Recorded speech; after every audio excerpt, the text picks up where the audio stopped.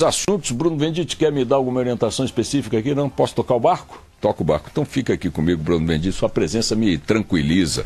Olha aqui, dois assuntos para a gente conversar rapidamente. O primeiro deles, a decisão de ontem do Supremo Tribunal Federal, mandando soltar João Cláudio Genot, ex-tesoureiro do Partido Progressista, um dos partidos com a maior folha corrida na Lava Jato, quantidade de ladrão explícito do PP. O PP é um partido que opera no submundo há muito tempo. Não que outros não tenham feito ou não venham fazendo, mas o PP é um profissional da bandalheira. Não precisa dizer nada, é o partido do Maluf, né? E o Maluf não é o que está no bolo da Lava Jato, pelo menos não é um dos explícitos, um dos mais notórios.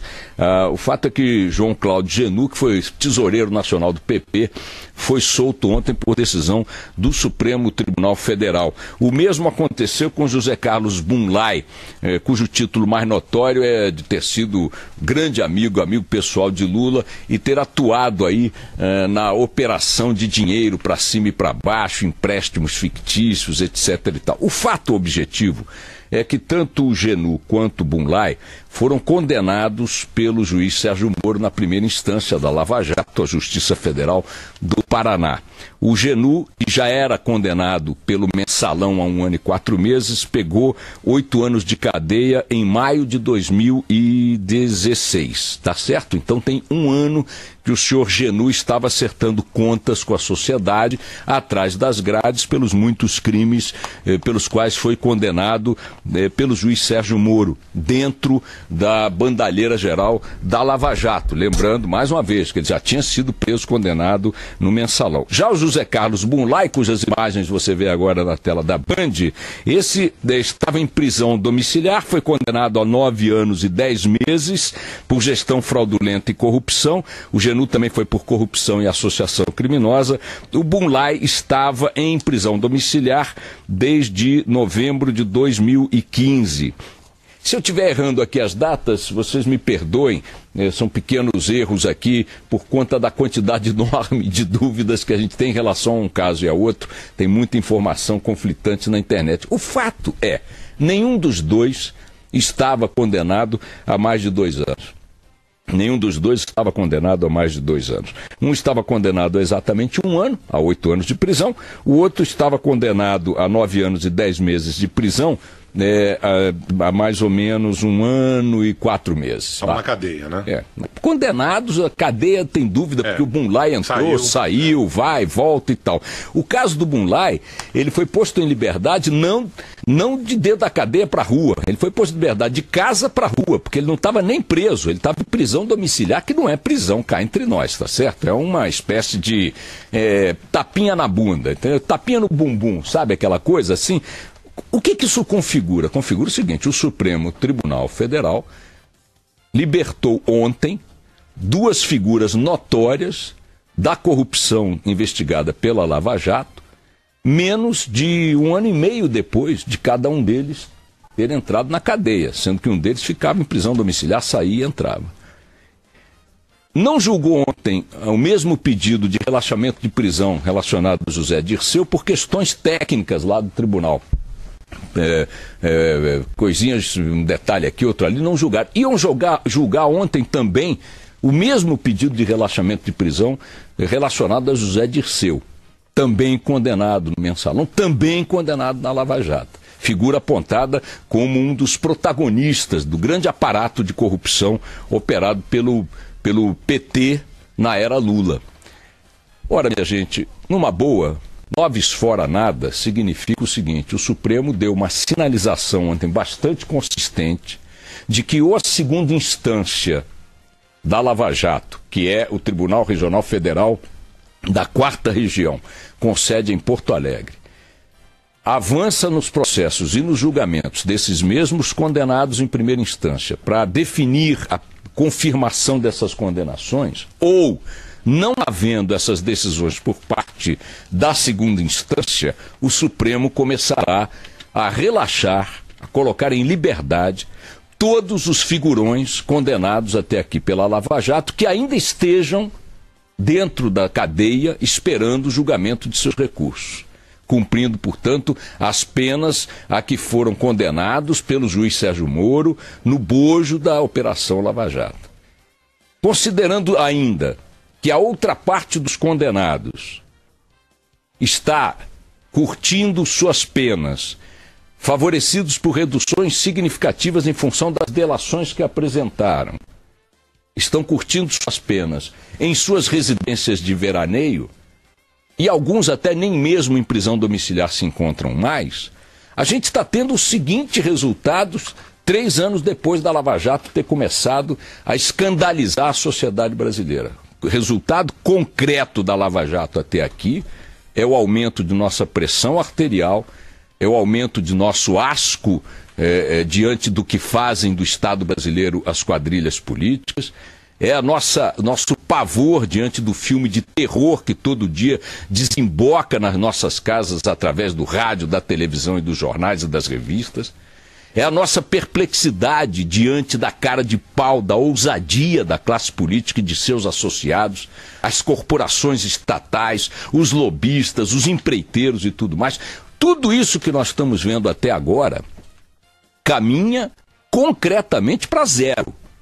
Porque se o Bunlai está na rua, se o Genu está na rua, se o Dirceu vai para a rua daqui a pouco, pelas mesmas premissas, se o Marcelo Odebrecht sai no final do ano que vem, vai para casa, se os outros diretores da Petrobras, gente que desviou bilhões, está com tornozeleira eletrônica em casa que tem quadra de tênis e piscina aquecida.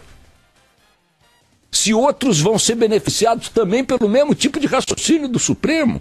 Olha, julgou na primeira instância, condenou. A segunda tem que confirmar a condenação. E a segunda não condena nem julga.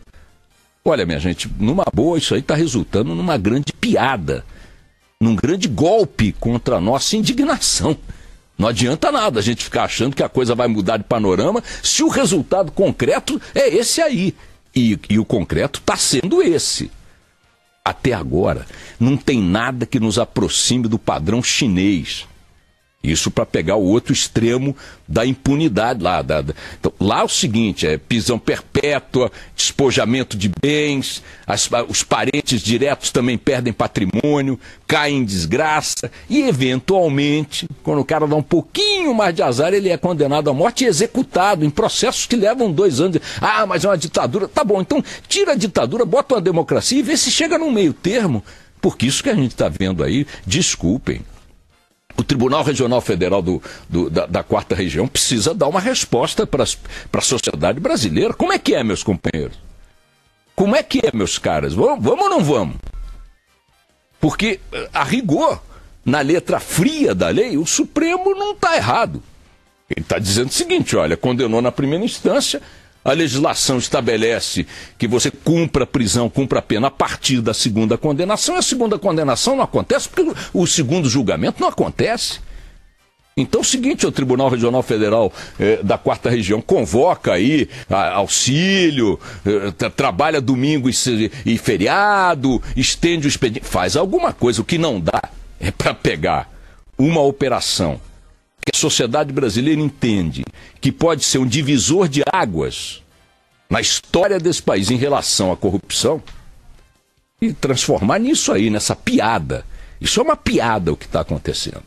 É uma piada. Até agora, a gente ficava, e eu também, e eu continuo achando isso, que todo esse preço gigantesco que nós estamos pagando em expectativa, em frustração, em ansiedade, em prejuízo objetivo para todo o país, porque a Operação Lava Jato produz prejuízos, é claro que sim.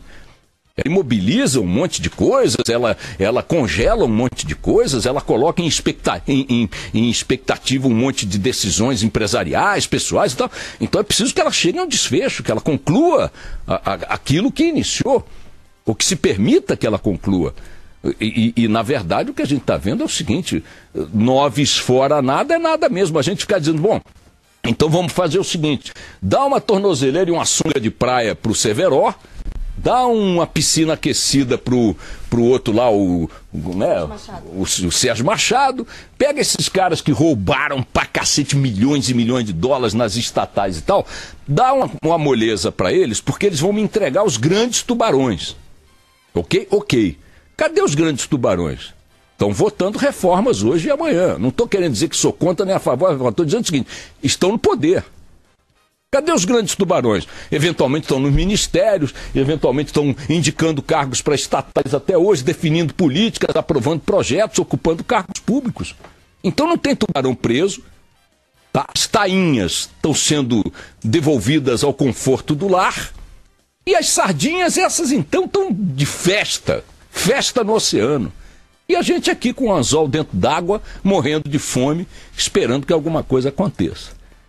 Vamos ver se o Tribunal Regional Federal da 4ª Região, com quem a bola está na marca do pênalti, cumpre o seu dever, não fica com essa coisa de o tempo é o senhor da razão. Não, no caso, o tempo é o grande aliado dos criminosos neste país. O tempo é o grande combustível da impunidade. E para não deixar passar batido, um outro assunto é a greve que vai acontecer sexta-feira em todo o país. Muita gente ligou para cá de manhã hoje perguntando para o Barão por que o Barão não chama de greve geral. Bom, pode ser, chama de geral, de setorial, de estatal, chame do que quiser. Vai ter uma greve que vai parar setores estratégicos, ela se tornará geral no seu impacto, ainda que não seja geral na sua origem, na sua articulação. Isso me parece tão irrelevante quanto discutir por que passarinho faz cocô voando, entendeu? É melhor você se proteger das consequências fisiológicas da ave do que ficar analisando por que ele tem essa capacidade dupla de desenvolver duas funções físicas simultaneamente. Quiséramos nós também ter esse poder. Então, o fato é, prepare-se, meu querido amigo, minha querida amiga, para um país parado na sexta-feira. Ainda que a adesão não seja de 100%, 50%, 40%, seja lá o que for, como eles vão parar setores estratégicos, transportes, escolas, repartições, etc. e tal, o seu dia é um dia que vai estar, no mínimo, transformado num inferno. Independentemente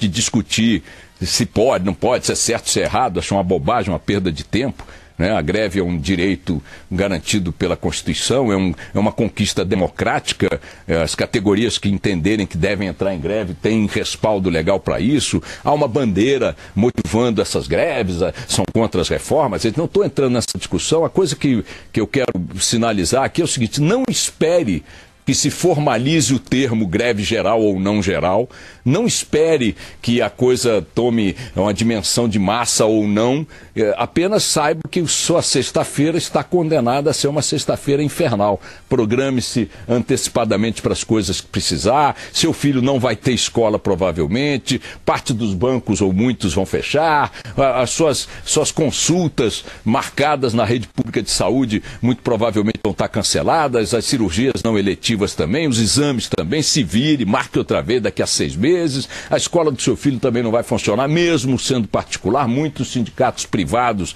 de ensino aderiram à greve. O fato é que tem esse panorama para sexta-feira, que é um panorama de paralisação, ainda que não seja na dimensão que querem os organizadores. É irrelevante discutir esse detalhe.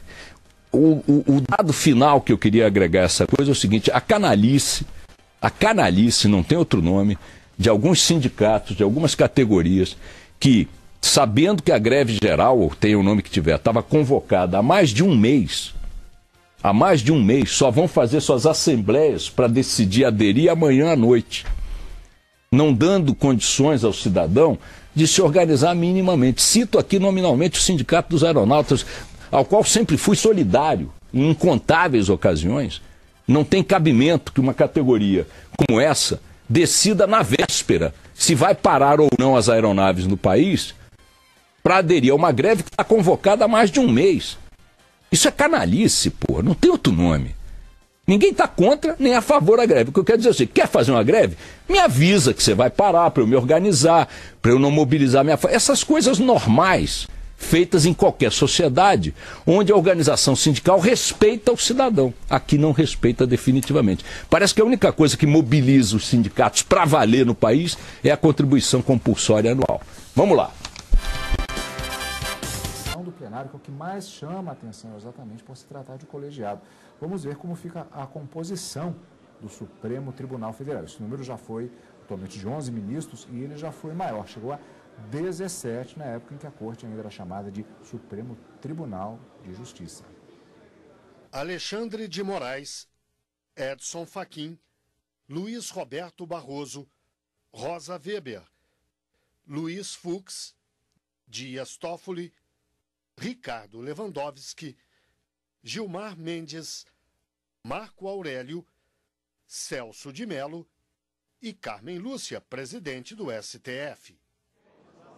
É interessante, Karina, que ali reparamos que, digamos assim, há uma quebra em relação a essa composição das cadeiras, que essa arte que vimos agora, ela demonstra exatamente isso, por conta do ministro que sai da bancada para sentar-se ocupando a presidência da Corte. Mas a ordem dos ministros das cadeiras é exatamente em função da atividade. Aliás, houve uma reformulação agora, a gente vai ter que se acostumar de novo com essa nova composição. Exatamente. Sempre obedecendo a ordem de atividade de qualquer maneira, e seguindo aí a sequência de votos. Portanto, o primeiro a votar agora passa a ser depois do relator, que faz a apresentação do seu respectivo relatório, e depois